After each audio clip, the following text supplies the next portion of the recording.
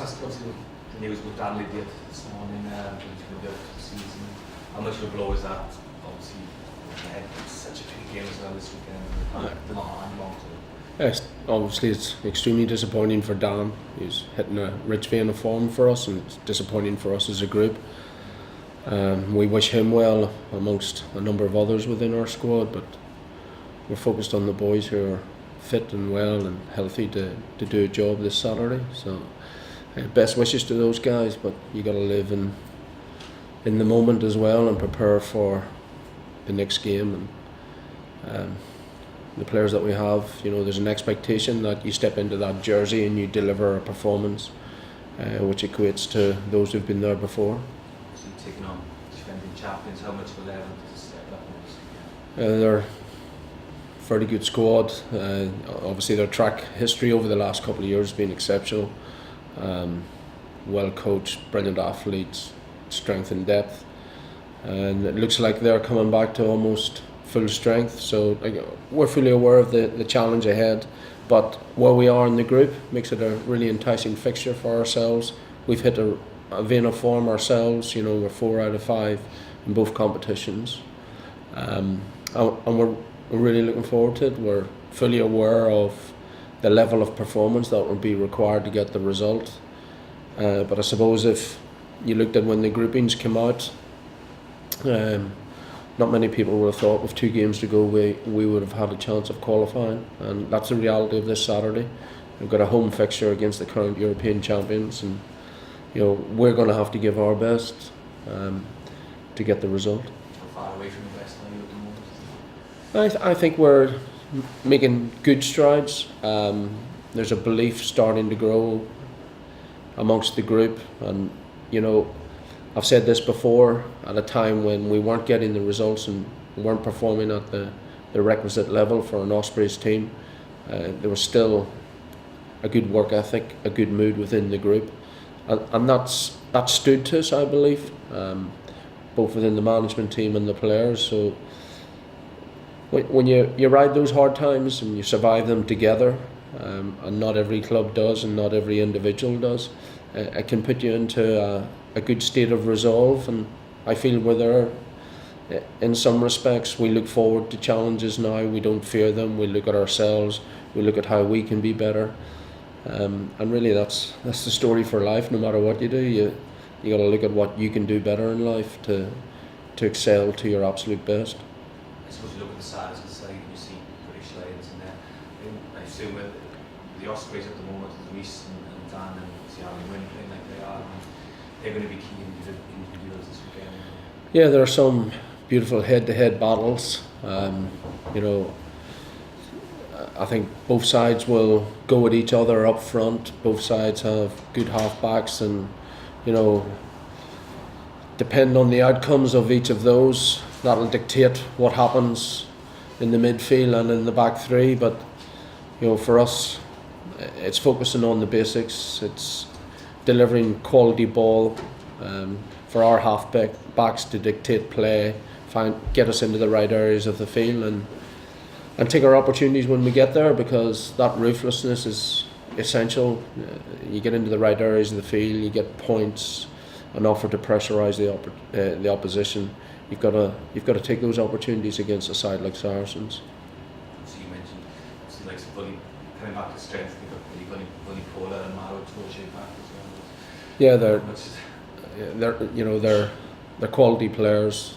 They're 2 of a number of quality players within that group. So they've got threats all over the field, and maybe some of their lesser names, consistently perform well for them, and it's the sum of the parts for us as well. It's team game, 23-man squad. It's going to take everything. Is there a danger of focusing a bit too much on the impact that Breathing and Pola made coming back on Sunday, that you focus too much on him and you miss, much as you've got to focus a little bit on? How have you got that balance? Is it important to get that balance right? Yeah, I think it's about focusing on our own systems, about focusing on ourselves. I think regardless of what team you're playing, you can spend too much time worrying about the opposition when,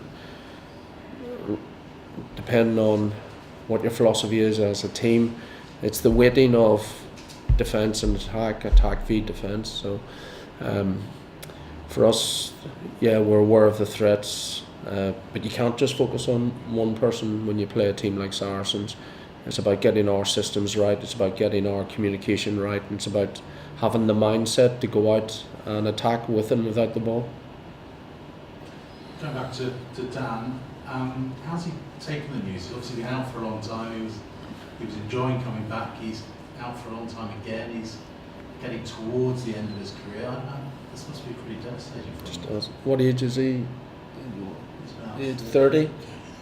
Yeah, I suppose, you know, I've had a conversation with Dan. He hugely frustrated. There's no doubt about that. But if there's any light at the end of the tunnel, it's the fact that it's a different area of the body. You know, it's not a knee that's a recurring injury or an area of the back or whatever. At least it's a traumatic injury. It's not a condition as such. It's something that's repairable. You can come back stronger. For us and for Dan, it's hugely frustrating, as I say.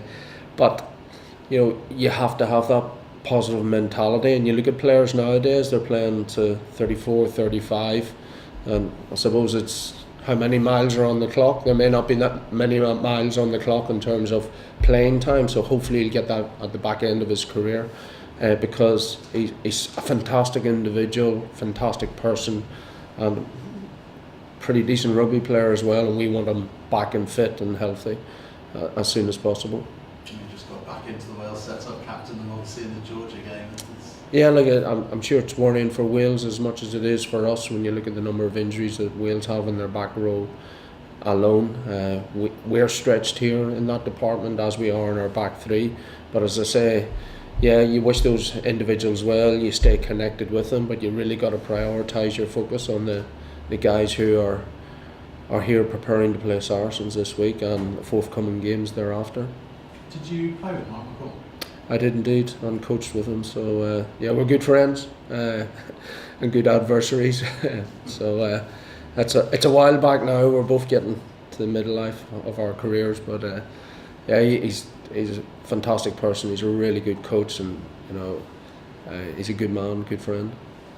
At Ulster, obviously coached there, and you know that didn't work out, and went to Saracens. Obviously, had some amazing success. Via France. And he was extremely successful in Ulster. We coached together in Ulster in 2006. So, but you know where he is now,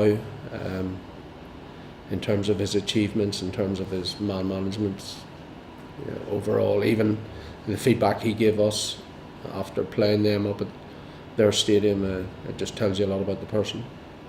Were you surprised in any way to double European champions and see that level of success? With Mark? Yeah.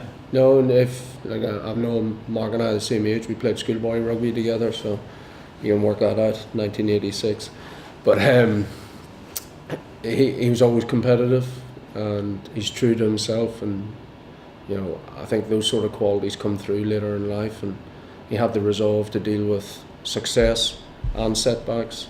And that's put him in a good place. So when you played schoolboy and coming through the ranks with over a beer afterwards, was there a slightly sharper analysis than maybe some of the players? No, Mark's a good man, and he's. I wish him well, but we know we'll be at Loggerheads this Saturday. Is there anything you think you can exploit? I think for us it'll be. It's going to require as close to a complete performance as we can deliver. And then it may come down to the bounce of a ball, but it's applying that pressure, dealing with the pressure they're going to throw at us, because they're going to have their times, and we're going to have to, you know, you expect Saracens will score tries, they'll press you, they'll kick points. It's the team that, you know, takes their opportunities and can maybe see out those times when you have to go 2-3 minutes without the ball. They've obviously got told you will be crucial for them. You've got Alan Wynne. Do you, as a coach, do you try and make those two cancel each other out, or what's the approach to a battle like that? Two people who are together with the Lions. Yeah, I think the boys will probably, you know, have their minds set on a team performance, and through that they get the individual rewards. And you know, that's just an example of combinations working together, combinations of second rows, combinations of lifters and second rows and back rows in terms of your ball winning, and then it comes down to your individual work rate and precision around the field in open play. So